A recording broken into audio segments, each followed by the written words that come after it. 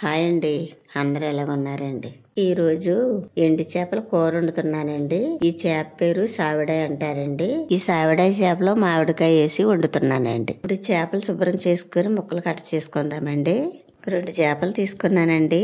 ఈ 2 చేపల్లోకి 5 ఉల్లిపాయలు 5 పచ్చిమిరపకాయలు తీసుకున్నానండి. ఈ సైజు ముక్కలు కట్ చేసుకుంటే సరిపోతుందండి. ఎండి చేపలు కట్ చేసేసానండి. ఇప్పుడు ఉల్లిపాయలు పచ్చిమిరపకాయలు కట్ చేసుకుందామండి. మామిడికాయ ఈ సైజు ముక్కలు కట్ చేసుకుంటే సరిపోతుందండి. ఇప్పుడు ఎండి చేపలు నీట్గా కడుక్కుందామండి. ఎండి చేపలు మామిడికాయ కర్రీలోకి అన్ని రెడీ చేసేసానండి. ఇప్పుడు వంట మొదలు పెట్టుకుందామండి. మూకుడు వీటెక్కిందండి. ఆయిల్ వేసుకుందామండి. 1 స్పూన్ పసుపు వేసుకుందామండి. ఇప్పుడు ఈ ఎండి చేపలని ఆయిల్లో వేగించుకుందామండి. ఎండి చేపలు వేగిపోయినాయండి, తీసి పక్కన పెట్టుకుందామండి.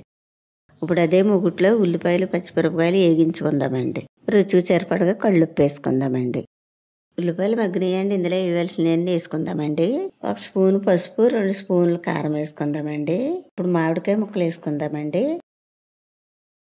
ఇప్పుడు కొంచెం నీళ్లు పోసుకుందామండి. ఫ్రై చేసి పక్కన పెట్టాం కదండి, ఎండి చేపలు వేసుకుందామండి.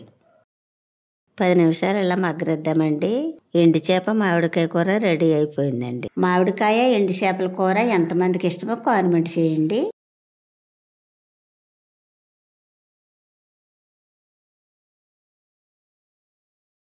ఎండి చేప మామిడికాయ కూర చాలా బాగుందండి. చాలా రుచిగా ఉందండి. మా వీడియో నచ్చితే లైక్ చేయండి.